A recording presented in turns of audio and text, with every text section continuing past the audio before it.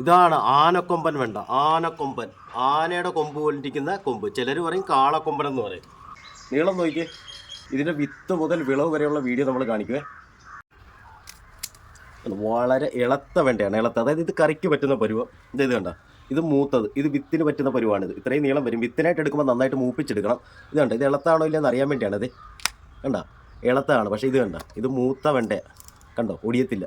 അതാണ് മാറ്റം. ഇതിൻ്റെ വിത്ത് മുതൽ വിളവ് വരെയാണ് വീഡിയോ കാണിക്കുന്നത്. വീഡിയോ ഇട്ടു. വെണ്ട കൃഷിക്കായിട്ട് നല്ല ഇളക്കമുള്ള മണ്ണാണ് നമുക്ക് വേണ്ടത്. അതുകൊണ്ട് തന്നെ നന്നായിട്ട് ഇളക്കിയിടുക. അതി ആഴത്തിലുള്ള ഒരു കുഴിയൊന്നും ആവശ്യമില്ല. നല്ല ഇളക്കമുള്ള മണ്ണാണെന്നുണ്ടെങ്കിൽ കൃത്യമായിട്ട് വേരോട്ടം കിട്ടും. നന്നായിട്ട് വേരോട്ടം കിട്ടിയാലാണ് നമ്മൾ ചെടിക്ക് കൊടുക്കുന്ന വെള്ളവും വളവും ഒക്കെ ചെടിക്ക് കൃത്യമായിട്ട് വലിച്ചെടുത്ത് നല്ല വളർച്ചയിലെത്താൻ സാധിക്കും. മണ്ണിൻ്റെ pH കറക്റ്റ് ചെയ്യണം. അതായത് മണ്ണിൻ്റെ പുളിരസമൊക്കെ മാറ്റി കറക്റ്റ് pH ആയിരിക്കണം. pH ആണെന്നുണ്ടെങ്കിൽ ചെടി കൃത്യമായിട്ട് വളരും. അതിനുവേണ്ടി നമുക്ക് കുമ്മായത്തിന് പകരം ഡോളോമേറ്റ് ഇട്ട് കൊടുക്കാം. അങ്ങനെ ഉണ്ടെങ്കിൽ പെട്ടെന്ന് കൃഷി ചെയ്യും. കുമ്മായമാണെന്നുണ്ടെങ്കിൽ നമ്മൾ ഇത് ഇട്ട് കഴിഞ്ഞാൽ 2 ആഴ്ച വെയിറ്റ് ചെയ്യേണ്ടി വരും. ഡോളോമേറ്റ് ആണെന്നുണ്ടെങ്കിൽ 3 ദിവസം കഴിയുമ്പോഴത്തേക്കിന് അടിവളം കൊടുത്തിട്ട് നമുക്ക് കൃഷി തുടങ്ങാം. ഡോളോമേറ്റ് ഇട്ട് തടം നനച്ചിടണം കൃത്യമായിട്ട്. അപ്പോഴേക്കും മണ്ണിൻ്റെ pH ഒക്കെ കറക്റ്റ് ആവും. അതിനുശേഷം നമുക്കൊരു 3 ദിവസം കഴിയുമ്പോൾ വളം കൊടുക്കാം. വളത്തിന് ചൂടില്ലാത്ത വളമാണ് ഞാൻ കൊടുക്കുന്നത്. ചൂടുള്ള വളമാണ്, നനയ്ക്കണം എല്ലാ ദിവസവും. ഞാൻ വെണ്ട കൃഷിക്ക് കൂടുതൽ ഉപയോഗിക്കുന്ന കോഴിവളം മാത്രമാണ്. കോഴിവളമാണ് ബെറ്റർ റിസൾട്ട് നമുക്ക് കിട്ടിയിട്ടുള്ളത്. നിങ്ങൾക്ക് ആട്ടിൻ കാഷ്ടം, ചാണകപ്പൊടി, വേപ്പിൻ പിണ്ണാക്ക്, എല്ലുപൊടിയൊക്കെ കോഴിവളത്തിന് പകരം ഉപയോഗിക്കാം. കപ്പലണ്ടി പിണ്ണാക്ക് അടിവളമായിട്ട് കൊടുക്കുന്നത് നല്ലൊരു റിസൾട്ട് കിട്ടുന്നു. നനച്ച് തടം മൂടി ഇട്ട് കഴിഞ്ഞാൽ നമുക്കൊരു 3 ദിവസം കഴിയുമ്പോഴത്തേക്കിന് വിത്ത് കുത്താവുന്നതാണ്. അതായത് മൊത്തത്തിൽ 6 ദിവസം മതി. ഡോളോമേറ്റ് ഇട്ട് അടിവളം വിട്ട് കൃത്യമായിട്ട് നനച്ച മണ്ണിൽ 6ാമത്തെ ദിവസം വിത്ത് കുത്താം. വിത്ത് കുത്തുമ്പോഴത്തേക്കിന് ഒരു പിടി വളവും കൂടെ മിക്സ് ചെയ്തതിന് ശേഷമേ വിത്ത് കുത്താവുള്ളൂ. ചൂടില്ലാത്ത വളമായിരിക്കണം വിത്ത് കുത്താനായിട്ട് ഉപയോഗിക്കേണ്ടത്. അത് പ്രത്യേകം ശ്രദ്ധിക്കണം. ഇല്ലെങ്കിൽ വിത്ത് മുളയ്ക്കാൻ സാധ്യത വളരെ കുറവാണ്. ഇപ്പോൾ നിങ്ങൾക്ക് വീഡിയോയിൽ കാണുമ്പോൾ അറിയാം, മണ്ണ് നല്ല പാകമായിട്ടുണ്ട്. ഇനി നമുക്ക് അല്പം വളം ചേർത്തിട്ട് വിത്ത് കുത്താം. മുകൾത്തട്ടിലാണ് വിത്ത് കുത്തുന്നത്. വിത്ത് കുത്തുമ്പോൾ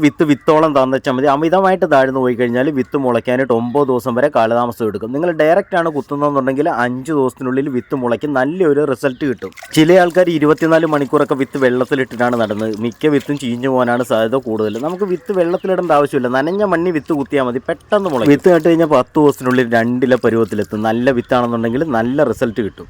വെണ്ടത്തേക്ക് തുടക്കത്തിൽ കരുത്ത് വളരെ കുറവായിരിക്കും. ഈ സമയത്ത് നമ്മൾ ചുറ്റിന് ഈർക്കൽ കുത്തി കൊടുക്കുകയാണെങ്കിൽ നല്ല റിസൾട്ട് ആയിരിക്കും. കാരണം എന്താണെന്ന് വെച്ച് കഴിഞ്ഞാൽ തണ്ടൊടിഞ്ഞു പോകത്തില്ല. നനയ്ക്കുന്ന സമയത്ത് നല്ല കരുത്തോടെ ചെടി വളരുകയും ചെയ്യും. ഈ സമയത്ത് നിങ്ങളുടെ കയ്യിൽ 19 20 ഒക്കെ ഉണ്ടെങ്കിൽ ഒരു 2 ഗ്രാം 1 ലിറ്റർ വെള്ളത്തിൽ കലക്കി സ്പ്രേ ചെയ്ത് കഴിഞ്ഞാൽ നല്ല കരുത്തോടെ ചെടി 1 മാസത്തിനുള്ളിൽ വളരും. ചെടിക്ക് നല്ല വലിപ്പം വരികയും അതുപോലെ തന്നെ നന്നായിട്ട് പൂവിടാനും നന്നായിട്ട് കായ്ക്കാനും വേണ്ടി നമുക്ക് നൈട്രജനും ഫോസ്ഫറസും പൊട്ടാസും അടങ്ങിയിട്ടുള്ള വളം കൊടുക്കണം. കോഴിവളത്തിൽ ഇതെല്ലാം അടങ്ങിയിട്ടുണ്ട്. അതുപോലെ തന്നെ ഞാൻ ഇതിനു മുമ്പ് ഒരു വീഡിയോ ചെയ്തിട്ടുണ്ടായിരുന്നു. കപ്പലണ്ടി പിണ്ണാക്കൊക്കെ ഒരു 1/2 കിലോ കപ്പലണ്ടി പിണ്ണാക്കും, ഒരു 1/2 കിലോ എല്ലുപൊടിയും, ഒരു 1/2 കിലോ വേപ്പിൻ പിണ്ണാക്കും, ഒരു 25 ലിറ്റർ വെള്ളത്തിൽ ഒരു 50 ഗ്രാം ശർക്കര ചേർത്ത് മിക്സ് ചെയ്ത് വെച്ചാൽ നല്ല വളം കിട്ടും.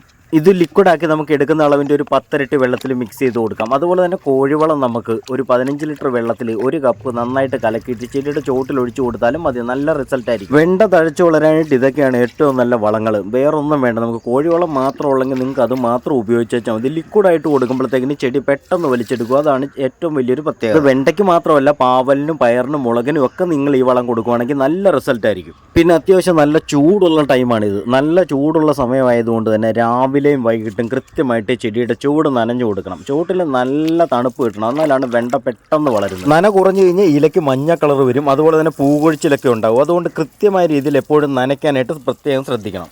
ഞാൻ ഈ വീഡിയോയിൽ പറഞ്ഞ രീതിയിലാണ് നിങ്ങൾ കൃഷി ചെയ്യുന്നുണ്ടെങ്കിൽ 100% ഞാൻ ഉറപ്പ് തരാം, നിങ്ങൾക്ക് 2ാം മാസം നല്ല അടിപൊളിയായിട്ട് നിങ്ങൾക്ക് നിറയെ കൈ നിറയെ വിളവെടുക്കുവാൻ സാധിക്കും. നമുക്ക് വീട്ടിലൊക്കെ ആണെങ്കിൽ 2 3 വെണ്ടയ്ക്ക മതിയായിരിക്കും. 1/4 കിലോ തൂക്കം ഒത്ത് 3 വെണ്ടയ്ക്ക ഉണ്ടെങ്കിൽ അത്രയും വലിപ്പമുള്ളതാണ് ഈ ആനക്കൊമ്പൻ വെണ്ട. വളരെ ഇളത്ത വെണ്ടയാണ്. കണ്ട, ഒറ്റ പ്രാവശ്യം നമ്മൾ വീട്ടിൽ കൃഷി ചെയ്ത് വെച്ചാൽ മതി. പിന്നീട് നമുക്ക് വിത്ത് പുറത്തുനിന്ന് വാങ്ങേണ്ട ആവശ്യമില്ല. കാരണം നമുക്ക് തുടക്കത്തിലുള്ള വിത്തും അവസാനമുള്ള വിത്തും എടുക്കുവാൻ പാടില്ല. അല്ലാതെയുള്ള എല്ലാ വിത്തും മൂപ്പിച്ച് നമുക്ക് കൃഷിക്കായിട്ട് ഉപയോഗിക്കാവുന്നതാണ്. നിറയെ കാപിടുത്തം നമുക്ക് കിട്ടും.